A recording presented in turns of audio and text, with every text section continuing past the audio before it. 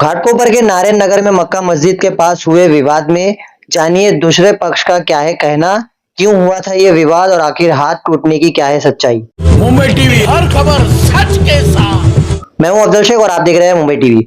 बीती रात हमने एक खबर बताई थी जिसमें घाटकोपर के नारायण नगर के मक्का मस्जिद परिसर में एक विवाद होता है पार्किंग को लेकर, और इस पार्किंग के विवाद में ये मामला इतना बढ़ जाता है कि ये मामला हाथापाई तक पहुंच जाता है और परिणाम ये निकलता है कि इसमें एक महिला का जो है हाथ फ्रैक्चर होने की खबर आती है। लेकिन इस मामले पर जिनके ऊपर आरोप लग रहा था वही दूसरा पक्ष हमारे साथ मौजूद है, जिन्होंने इस मामले को लेकर क्या पूरी सच्चाई है वो बताने के लिए हमें बुलाया है और ये बताएंगे कि आखिर उस रात में क्यों विवाद हुआ था और आखिर विवाद में जो हाथ टूटने की बात निकल करके आ रही है वो हाथ कैसे टूटा या उस पूरे बारे में क्या पूरी सच्चाई है। सबसे पहले बताइए झगड़ा किस वजह से हुआ था, क्या मामला है। सर झगड़ा जो था वो बाइक को लेके पार्किंग की वजह हुआ था। तो मैं खाना खा रहा था घर पे, तो इन लोग एक झुंड बना के जेंट्स लेडीज सब मिल के आए थे, तो मेरे पे हाथापाई किए, गाली गलौज। फिर मेरी वाइफ भी आई तो उनको भी ढकेले वकीले। उसके बाद उन लोग घसीट के मतलब उधर पार्किंग की तरफ गए, तो उन लोग उधर लेडीज, उनकी भाईजान, उसका मतलब भाई था, ऐसे मिल के टोटल 8 से 10 जन थे। उन लोग ने मेरे पे अटैक करने की कोशिश करी, तो मैंने वहां से हट गया क्योंकि मेरा छोटा भाई आया, तो मैं वहां से भाग के फिर दूर चले गया। फिर मेरे भाई लोग का मैंने वेट किया आने का। फिर उसके बाद जब उन लोग आए तो मैं उधर आया स्पॉट्स पे। तो फिर वही थोड़ा बहुत हमारा ऊपर नीचे हुआ, सब कुछ उधर बातचीत होके सब खत्म हुआ। और बाद में इन लोग ने क्या गए अपना फोर्स लगाया। अभी इनका एक भाईजान है रमजान चौधरी करके, वो थोड़ा पॉलिटिक्स में भी है और पैसे के भी मामले में है। तो वो जो जगह है पार्किंग की, वो जब पार्किंग की जगह को वो कब्जा करना चाहता है ऑलमोस्ट। उसने बोलता है कि मैं इसके लिए ये किया वो किया, पर उसका मकसद वही है कि वो जगह को मैं कब्जा करना चाहता हूँ। पर वो जगह जो है वो मोहल्ले की है पूरे, वो आज से नहीं जमाने से उधर बाइक सब लगती। पर वो अभी ये टाइम पे लास्ट 2-3 साल से वो ऐसा हर 2 महीने 3 महीने पे कुछ ना कुछ मैटर करता है कि झगड़ा होए। ये सब मैटर है सर। तो हाथ कैसे टूटा उस बारे की क्या हा, सच्चाई है? हाथ का देखो सर, उसमें कुछ भी नहीं। आप चाहिए तो उसमें वीडियोस भी है, वो सब फुटेज है, पुलिस वाले ने सब वेरिफिकेशन किया भी है। उसमें मैंने उधर तक हाथ भी नहीं लगाया कोई। और मैं और मेरी वाइफ ही जस्ट घर में थे 2 जन, और लोग 8 से 10 जन अटैक किए। अब वो वीडियोस में पूरा दिख रहा है सब। और लोग ने मेरे को नाखून नाखून भी मारे थे इधर, देखना चाहोगे तो ये देखो इधर नाखून। तो भी मैंने झटका मार के हट गया उधर से उसके भाई को, फिर मैं भाग गया उधर से। तो कैसे जांच की आप मांग करते हैं, क्या पूरी जांच मैं के बाद क्या आप संतुष्टि की कार्रवाई होगी तो आपको चलेगा? देखो, मैं जांच की कार्रवाई ये करता, अभी संतुष्ट तो नहीं हूँ। मेरे तरफ से भी कोई कार्रवाई उधर से हो नहीं रही है। जितना मैं अभी कल रात में भी मैंने बहुत प्रेशर किया। मेरी वाइफ है, मेरी वाइफ को भी बहुत पेन हो रहा था, तो उनका पेट का भी था मेरे ख्याल से, तो मैंने वो भी कराया, सब कुछ कराया उधर। फिर सर का था इनको इशू, तो वो भी करा रहा था उधर से भी। राजावाड़ी से भी मेरे को बार बार भेज रहे थे, बोले नहीं कुछ नहीं है कुछ नहीं है। अभी इनका पेन हो रहा है, सब कुछ हो रहा है, वो तो भी एक्सेप्ट नहीं कर रहा है। तो पेट का भी उनका था, प्रेगनेंसी का उसमें भी था, तो भी उन लोग नहीं सुन रहे कुछ। मैं बोला मैं इसी हालत में रात के 2:30-3 बजे किधर लेके जाऊंगा अभी सर का, कुछ हो गया तो इसका रिस्पॉन्सिबिलिटी कौन लेगा। तो उन लोग नहीं सुने, तो भी मैंने थोड़ा प्रेशर लगाया अपना भी कि मैं एज अ एमआर भी काम करता हूँ कि करो सर, ऐसा नहीं होता। अभी हम मैं कहाँ लेके जाऊंगा मेरी वाइफ को, ये टाइम पे कुछ हो गया तो इसका रिस्पॉन्सिबिलिटी कौन उठाएगा। आपका क्या इससे पहले कुछ विवाद हुआ है या आप पर कुछ मामला है? नहीं देखो सर, आपका कारोबार है? मैं last 30 years and born in 32 years से इधर ही हूँ मक्का मस्जिद के पास, और मेरे फादर 50 ईयर्स ऑलमोस्ट है। तो कोई विवाद कभी मेरा आज तक का, मेरे पूरे फैमिली का कोई नहीं है इसमें इन्वॉल्वमेंट। कभी क्रिमिनल कुछ ऐसा चौकी हो कि कभी हम लोग का जाना आना नहीं होता है सब में। और मैं एज अ मेडिकल रिप्रेजेंटेटिव काम करता हूँ। हम लोग मिडिल क्लास, कोई इसमें हम लोग उसमें नहीं रहते। और हम लोग उधर एक अकेला घर है सर हिंदू का, और उसके पूरे जो रिश्तेदार है ऐसे 8-10 घर उनके हैं, ऑलमोस्ट 70-80 पीपल्स होंगे उधर।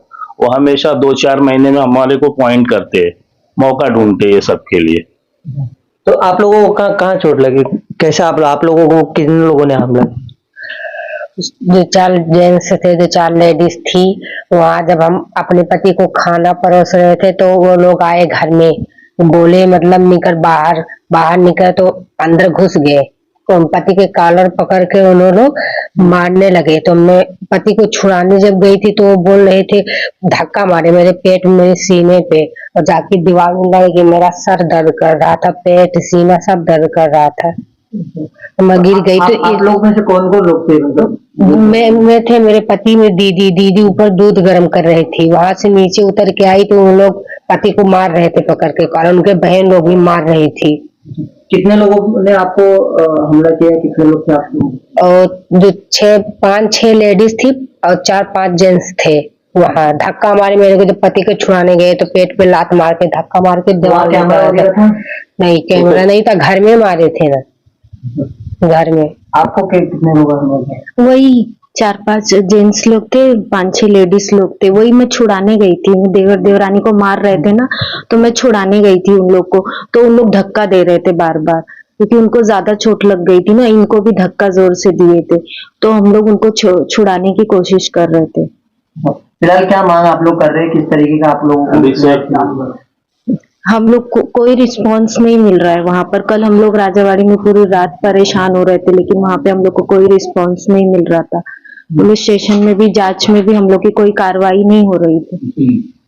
अभी सर शोएब करके एक है, शोएब चौधरी करके, उर्फ साहिल नामे में भी, वो इंटरेस्ट पे काम करता है, ब्याज का धंधा है उसका, तो वो अपने उस ब्याज के धंधे का मिस यूज करके हम लोग को भी कल चौकी में वो सब प्रेशर लगा के जबरदस्ती केस बनाने के चक्कर में हमारे ऊपर बहुत प्रेशर किया उसने, रात भी बहुत। ये उसका भी मेरे साथ 2-3 मैटर में ऐसा हुआ आया है, जबरदस्ती हम लोग को कोई केस में फंसाना चाहता है वो। मैं जैसे बीते हुए पिछले 37 सालों से वहां रह रहा हूं, और ये सोहेब और रमजान नाम के जो 2 लोगों ने एक मामूली से विवाद को एक सामुदायिक दंगा का रूप देने की कोशिश की, और मैं पुलिस से अनुरोध करता हूं कि इसका निष्पक्ष जांच हो। सहयोग तो मुझे कुछ मिल नहीं रहा है। मेरी, जैसे हमारी यूपी भाषा में बोला जाता है, भाई की औरत को भयो बोला जाता है, तो हमारी भयो को मार लगा, हमारे भाई को मारा गया, लेकिन वहां से एरिया में हमारे बचाव में कोई नहीं आए, बल्कि वहां के लोग मिलके हमें प्रताड़ित कर रहे हैं, परेशान कर रहे हैं, हमें कोई समर्थन नहीं मिल रहा। एक सिर्फ सामुदायिक परेशानी की जाती है हमारे परिवार के खिलाफ पिछले बीते 2-3 सालों से। और ये रमजान नाम का आदमी, ये मैं सुना हूँ कुछ आने वाले दिनों में नगर सेवक का इलेक्शन भी लड़ना चाहता है। उसके समर्थन में सोहेब नाम का लड़का है, जो पहले उसके पिताजी का रूम था हमारे एरिया में ही था, वो बेच के वो ब्याज पे धंधा शुरू किया है, और उसका पॉलिटिक्स कनेक्शन है, पुलिस चौकी में आना जाना है, जिसका सहारा लेके इस छोटे से विवाद को उसने काफी लंबा किया। पुलिस से मैं सिर्फ अनुरोध यही करूंगा कि मुझे न्याय मिले एक आम आदमी की तरह, ताकि आम आदमी सुरक्षित रह सके, महिला सुरक्षित रह सके। ये ना हो कि किसी का पति भाई घर पे नहीं है तो उसकी औरतों को मार रहे हैं, और हमें आने वाले दिनों में जान का खतरा भी है इन लोगों से। इसलिए मैं पुलिस से अनुरोध करूंगा कि इसका निष्पक्ष जांच की जाए। फिलहाल इस मामले पर घाटकोपर पुलिस स्टेशन से जांच की उम्मीद तो है, लेकिन इस मामले पर एक तरफा कार्रवाई ना हो, इसके लिए तमाम तरीके से आप पुलिस को ये देखना है कि कैसे इस मामले पर जांच करती है। हालांकि दोनों पक्षों का जो आरोप है वो पुलिस को इन्वेस्टिगेशन करके जो है सुलझाना है। अब इस मामले पर पुलिस क्या इन्वेस्टिगेशन करती है, ये सबसे बड़ा सवाल है। मगर यादव परिवार का जिस तरीके से कहना है कि उन्हें अभी इंसाफ की जो है गुहार लगाई है, क्योंकि उस परिसर में काफी सालों से रहते हैं और इनका कोई विवाद नहीं है, और यही वजह अगर पुलिस देखे तो कहीं ना कहीं अपने आप में सवालिया निशान करता है पुलिस की कार्यशैली पर।